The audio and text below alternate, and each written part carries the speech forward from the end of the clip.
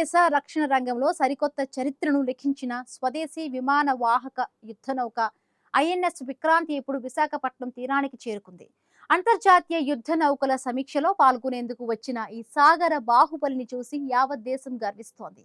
హిందూ మహాసముద్రంలో చైనా వంటి శత్రు దేశాల కదలికలను కనిపెడుతూ భారత జల సరిహద్దులకు కంచుకోటలా నిలిచే ఈ నౌక సామర్థ్యాన్ని చూస్తే ఎవరికైనా మతిపోవాల్సిందే. విశాఖ సముద్ర గర్భంలో ఈసారి యుద్ధ నౌక తన ఆయుధ సంపత్తిని, యుద్ధ విమానాల విన్యాసాలను ప్రదర్శించేందుకు సిద్ధమైంది.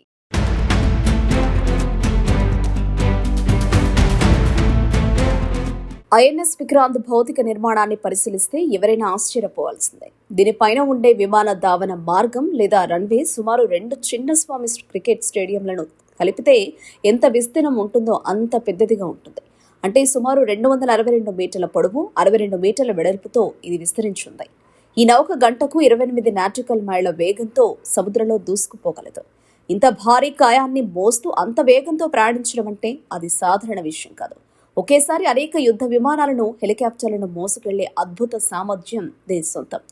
నౌక కింద భాగం నుండి విమానాలు ఎగిరే పై భాగం వరకు మొత్తం 18 అంతస్తులున్నాయి. ఇందులో 10 అంతస్తులు నీటి మట్టానికి కిందగా ఉండగా మిగిలిన 8 పైన ఉంటాయి. ఇది సుమారు 45,000 టన్నుల బరువును మోయగలరు.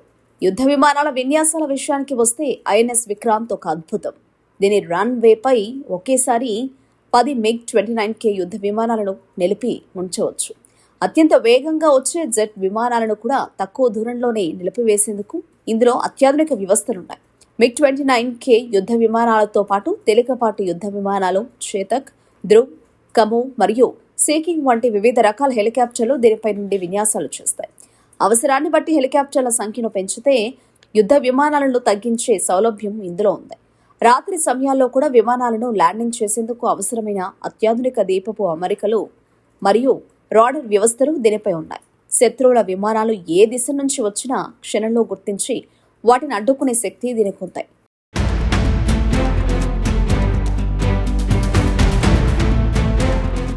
నౌక లోపల నిర్మాణం ఒక వింతైన ప్రపంచంలా ఉంటుంది. దాదాపు 1700 మందికి పైగా సిబ్బంది ఇందులో పనిచేయడానికి వస్తులున్నాయి. మహిళా అధికారుల కోసం ప్రత్యేక గదులు, ఆసుపత్రి, వ్యాయామశాల, వంటశాల వంటి అన్ని సౌకర్యాలు ఇందులో ఉన్నాయి.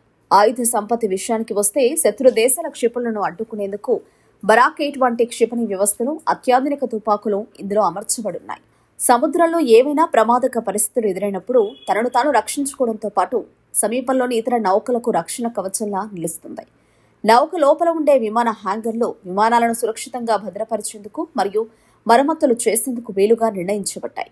ఈ నౌకలోని విద్యుత్ వ్యవస్థ ఒక చిన్న నగరాన్ని వెలిగించగలిగినంత శక్తిని ఉత్పత్తి చేస్తుంది. ఐఎన్ఎస్ విక్రాంత్ కేవలం యుద్ధానికే కాదు, వ్యూహాత్మక పర్యవేక్షణకు కూడా పెట్టింది పేరు. సాగర జలాల్లో ఎక్కడైనా అనుమానాస్పద కదలికలు కనిపిస్తే తక్షణమే స్పందించి నిఘా విమానాలను పంపడం దీని ప్రత్యేకత. పగలు మరియు రాత్రి సమయాల్లో నిరంతర విన్యాసాలు చేయడం ద్వారా నౌకాదళ సిబ్బంది తమ నైపుణ్యాన్ని మెరుగుపరుచుకుంటారు. ఈ నౌకను సముద్రంలోని వ్యూహాత్మక ప్రాంతాల్లో మోహరించడం వల్ల భారత భూభాగంపై ఆకాశం నుంచి గాని, సముద్రం నుంచి గాని ఎటువంటి దాడులు జరగకుండా నిరోధించవచ్చు. ఇది శత్రువుల గుండెల్లో వణుకు పుట్టించే ఒక బలమైన రక్షణ కవచం. ఒకేసారి బహుముఖ దాడులను ఎదుర్కోగల సామర్థ్యం దీనికున్న మరో ప్రత్యేకత. ఈ నౌకపై పనిచేసే ప్రతి అధికారి అత్యంత కఠినమైన శిక్షణ పొంది ఉంటారు.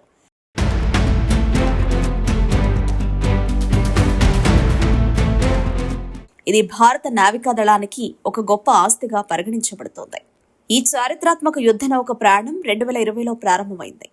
ఆ ఏడాది ప్రాథమిక పరీక్షలు విజయవంతంగా నిర్వహించిన తర్వాత 2021లో మొదటిసారిగా ప్రయోగాత్మక సముద్ర పరీక్షలు చేశారు.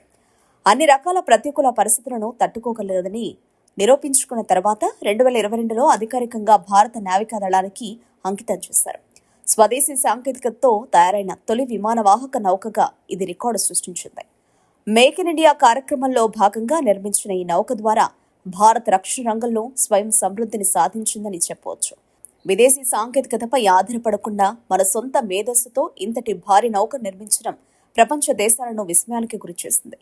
ఇది భవిష్యత్తులో భారత నావికాదళం నిర్మించబోయే మరిన్ని భారీ యుద్ధ నౌకలకు ఒక మార్గదర్శకంగా నిలుస్తుంది.